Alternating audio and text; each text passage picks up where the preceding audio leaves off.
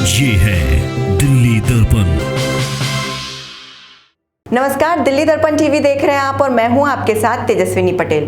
Corona की वजह से पिछले 2 साल से दिल्ली की बड़ी बड़ी रामलीला बंद रही, लेकिन अशोक विहार की आदर्श रामलीला कमेटी ने पिछली बार की तरह इस वर्ष भी 1 दिवसीय रामलीला का आयोजन किया।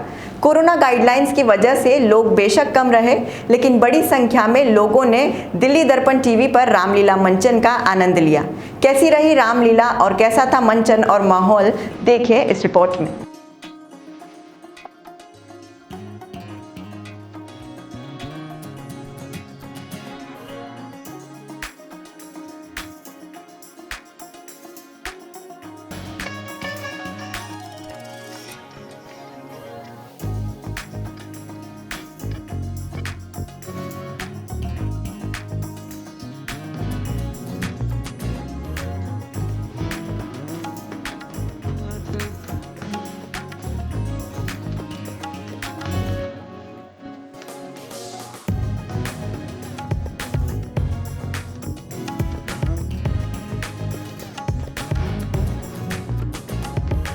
दिल्ली में कोरोना महामारी की रोकथाम के लिए बनाई गई गाइडलाइन के चलते ज्यादातर रामलीलाएं पिछले 2 साल से बंद हैं, लेकिन कुछ ऐसे भी हैं जो खुद को रामलीला मंचन करने से रोक ही नहीं पाते।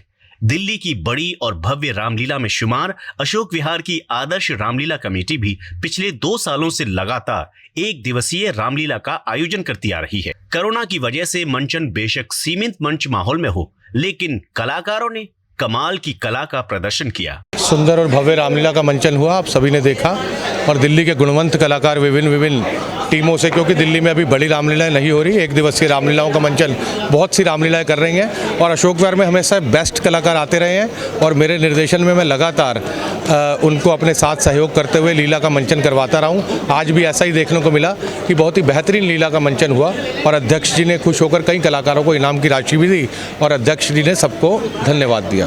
कोरोना की वजह से रामलीला मंचन स्थल पर बेहद सीमित संख्या में लोगों को आमंत्रित किया गया था, लेकिन लीला का ज्यादा से ज्यादा संख्या में लोग आनंद ले सके, इसके लिए इसका प्रसारण दिल्ली दर्पण टीवी के जरिए किया गया।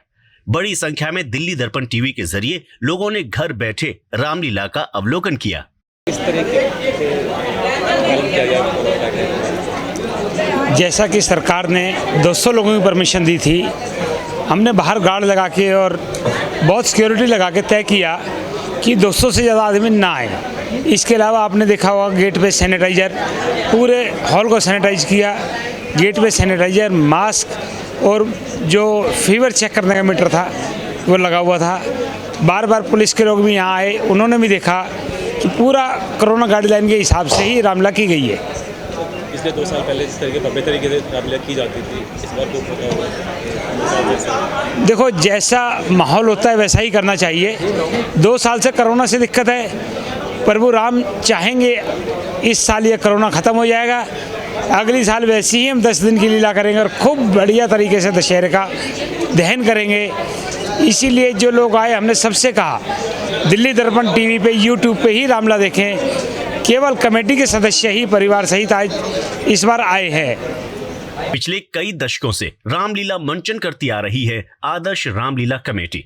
रामलीला मंचन का विषय हो तो आदर्श रामलीला कमेटी सचमुच एक आदर्श है। इस रामलीला के मंच पर हर पार्टी और अशोक विहार की हर संस्था के प्रमुख लोग दिखाई देते हैं। इस वर्ष भी सामाजिक संस्थाओं से जुड़े प्रमुख लोगों और राजनीति से जुड़े प्रमुख नेताओं और जनप्रतिनिधियों का आना जाना लगा ही रहा। जब जब रामलीला मंचन का ब्रेक हुआ, महामंत्री अनिल यादव सभी को मंच पर बुलाते रहे और कमेटी से जुड़े लोग उनका सम्मान और स्वागत करते नजर आए। अशोक विहार फेज 2 में आदर्श रामलीला कमेटी द्वारा 1 दिवसीय रामलीला मंचन किया जा रहा है। इसी बीच मेरे साथ मौजूद हैं स्थानीय विधायक राजेश गुप्ता, बात करते हैं उनसे।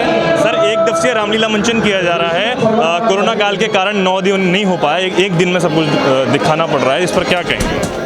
देखिए, सभी जानते हैं कि कोरोना की अपनी दिक्कतें हैं, कुछ परेशानियां हैं और सरकार की तरफ से कुछ शर्तें लगाई गई हैं। अब रामलीला भी होनी चाहिए क्योंकि लोग चाहते हैं, हमारे संस्कार है, हमारी संस्कृति है, लेकिन साथ साथ जो हालात है उसका भी ध्यान रखना है। लेकिन मैं आयोजकों को, अशोक जी को और उनकी पूरी टीम को बहुत बधाई देता हूँ कि उन्होंने गागर में सागर भरा और 1 दिन में सही, लेकिन जो हमारी परंपरा चल रही थी उसको आज निभाया है। जो लोग देखने आए हैं मैं उनको भी बहुत साधुवाद देता हूँ कि वो अपनी संस्कृति को को आगे बढ़ाने के लिए अपने बच्चों को भी लाए हैं। बहुत अच्छी बात है, अपना ध्यान भी रखें। छठ पूजा पर मुख्यमंत्री केजरीवाल ने रोक लगा दी है। अभी कुछ देर पहले आदेश गुप्ता से बात हुई तो उन्होंने कहा कि रोक नहीं लगनी चाहिए थी। जब बाजार खुले हैं, मॉल खुले हैं, मंदिर खुल गए हैं, तो छठ पूजा पर बैन क्यों? देखिए, छठ में पानी में होता है। शायद जो कह रहे हैं उनको मालूम नहीं है कि छठ पानी का पर्व है, उसमें सूर्य को अर्घ दिया जाता है। पानी में अगर वो बहते हुआ है, पानी मेरे यहाँ पे नहर है, जैसे पानी आ रहा हरियाणा से बहते हुए, अब समझिए कि वहाँ 5 आदमी हो गए तो पता नहीं कितने लोगों को करता हुआ चलेगा। तो ऐसे में हमें उस पर राजनीति नहीं करनी चाहिए। पिछली बार भी नहीं हो पाई थी, लोगों ने अपने घर में छोटे छोटे टब बना लिए थे।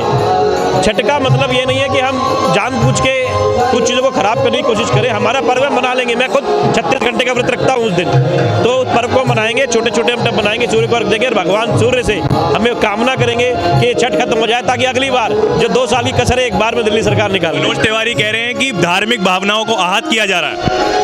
देखिए, तिवारी जी भी समझते हैं कुछ चीज़ें मजबूरी की होती है, राजनीति की। मैं उनको जानता हूँ, वो कुछ चीज़ें राजनीति की वजह से कह रहे हैं, वो भी समझते नहीं हो सकती। अकेले में बोलेंगे, कह देंगे आपको। रामलीला के मंच से प्रमुख लोगों ने संबोधन भी किया। रामलीला के मंचन के बाद सभी एक पारिवारिक माहौल में एक दूसरे से मिले। सभी ने उम्मीद जाहिर की कि अगले वर्ष हम कोरोना से विजय पा लेंगे और रामलीलाएं पूरे 10 दिन तक चलेंगी। ब्यूरो रिपोर्ट, दिल्ली दर्पण टीवी। धन्यवाद। जय श्री राम, जय भारत, गुरु राम जन्मभूमि की जय। लेटेस्ट खबरों के लिए सब्सक्राइब करें हमारा YouTube चैनल या फिर लॉग ऑन करें www.delhidarpantv.com। खबरों की कवरेज और विज्ञापनों के लिए संपर्क करें इस नंबर पर।